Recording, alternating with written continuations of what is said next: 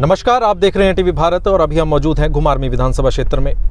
हिमाचल सरकार में खाद्य आपूर्ति मंत्री के पद पर कार्यरत हैं और वर्तमान में भाजपा से घुमारवीं विधानसभा क्षेत्र से प्रत्याशी के रूप में भी आए हैं।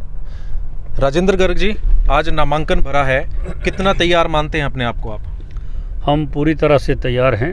हमने यहाँ लगातार प्रदेश सरकार के माध्यम से क्षेत्र की जनता की सेवा की है एक सेवक के रूप में, और इसलिए जो विकास के काम हमने करवाए हैं या हो रहे हैं उन सब के आधार पर हम पूरी तरह से चुनाव के लिए तैयार हैं। सर, लगातार विपक्ष आरोप लगा रहा है कि सड़कें निकाल दी बिना अनुमति से और अन्य कई भी आरोप लगा रहे हैं, क्या लगता है सर? देखिए, ये पॉलिटिकल प्रोपेगेंडा है, इसका कोई आधार नहीं है। कोई आधार हो तो बताएं।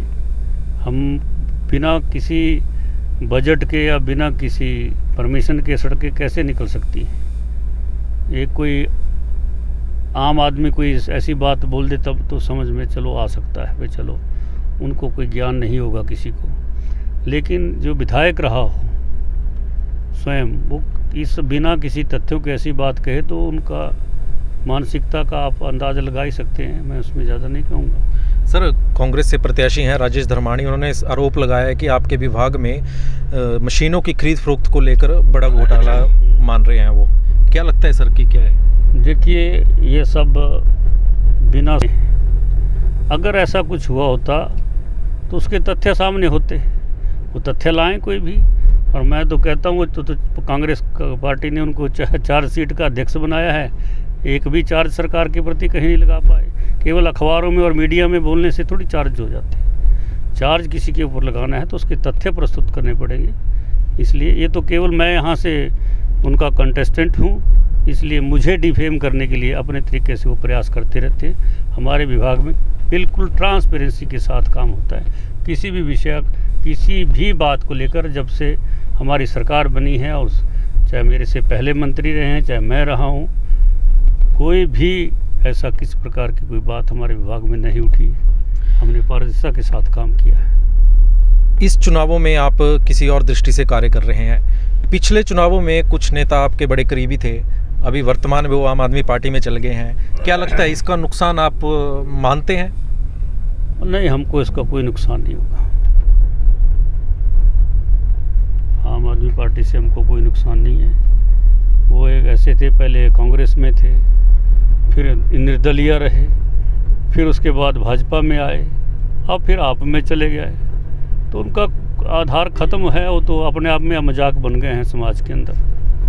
इसलिए इससे ज़्यादा मैं कुछ नहीं कहना चाहता। चैलेंजिंग क्या है घुमारवीं में सर? क्योंकि जो विपक्ष है वो बोलता है कि सब्जी मंडी में भाजपा ने अपना कब्जा बनाया हुआ है, कितना सही है सर ये? देखिए, ये सब बातें निराधार हैं। सब्जी मंडी पिछले 10 वर्षों से वही थी, और पिछली कांग्रेस की सरकार में सब्जी मंडी को नीलाम करने के लिए अनेक बार अखबारों में विज्ञप्तियाँ आई, उसकी नीलामी नहीं हो सकी।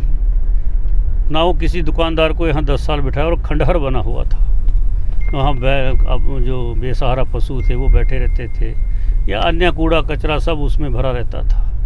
और विभाग जो है इससे परेशान था, क्योंकि उसने विभाग ने पैसा इन्वेस्ट किया था, इसलिए उनको कोई वहाँ से कुछ मिल नहीं रहा था। विभाग ने इसके लिए कई लोगों से संपर्क किया कि इसको कोई किराए पर ले, कोई लीज पर ले। उन्होंने समय समय पर इसके लिए विज्ञप्तियाँ भी निकाली, लेकिन अब जाकर एक व्यक्ति जो है उसने उसको लीज पर लिया, और पूरे जितने भी बाइलाज होते हैं उसके अनुसार वो लीज पर गया हुआ है। अब जब उसने उसमें काम करना शुरू कर दिया तो इनको आज आपत्ति होने लग गई। तो ये तो केवल पॉलिटिकली किसी को आड़ लेकर जो है ऐसे डैमेज करने का प्रयास है, लेकिन इसमें सच्चाई घुमारवीं की सब जनता जानती है कि इस सब्जी मंडी का जो भवन बना हुआ था ये किस हालत में था, इसकी क्या सूरत थी। अब वो उस जिसने भी लिया है उसने उसको मेंटेन किया, तो इनको उसका दर्द हो रहा है। बात इतनी ही है।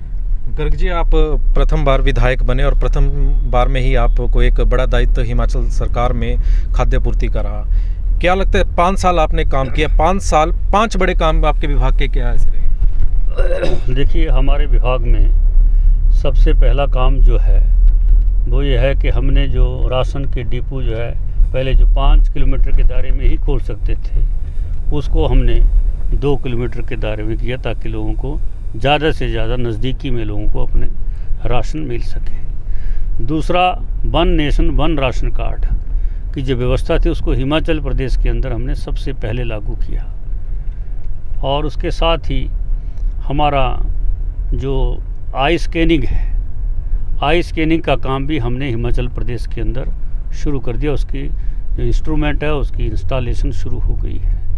साथ ही हमने जो बायोमेट्रिक मशीनें उसमें होती हैं अपने सस्ते राशन के डिपों पर, उसमें अंगूठा लगता है, उसके साथ हमने आधार नंबर को जोड़ा है ताकि अगर किसी को फिंगरप्रिंट या जैसे कोरोना जैसी स्थिति बन जाए तो फिंगरप्रिंट ना के बजाय जो है वो केवल आधार नंबर से ही अपना और टेलीफोन नंबर से ही उसको उसका राशन मिल सके। सर, कांग्रेस हमेशा परिवारवाद की बात करती आई है, क्या लगता है सर इस चुनावों में भाजपा में भी ऐसा देखा गया है? क्या लगता है? भारतीय जनता पार्टी में परिवारवाद नाम की कोई चीज़ नहीं है। कांग्रेस परिवार को लेकर चली है, चाहे राष्ट्र केंद्र की बात हो चाहे प्रदेश की बात हो, यहाँ परिवार के द्वारा ही सारा संचालित होता है। यहाँ छोटे से छोटा कार्यकर्ता भी पार्टी का अध्यक्ष बन जाता है, छोटे से छोटे कार्यकर्ता भी पार्टी सरकार में मुख्यमंत्री बन जाता है। तो यहाँ ऐसा कोई बात नहीं है, एक कांग्रेस का कल्चर है, केवल वो वही है।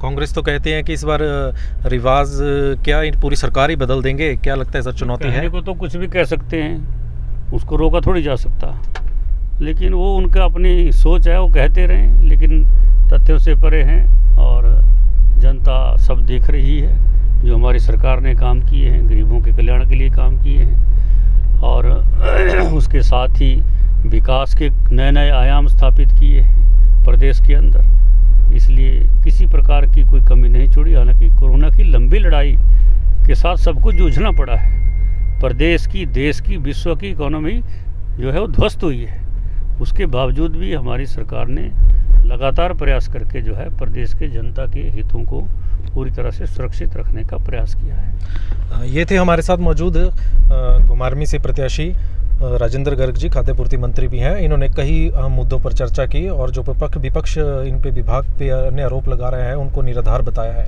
ईटीवी भारत के लिए बिलासपुर से शुभम राही।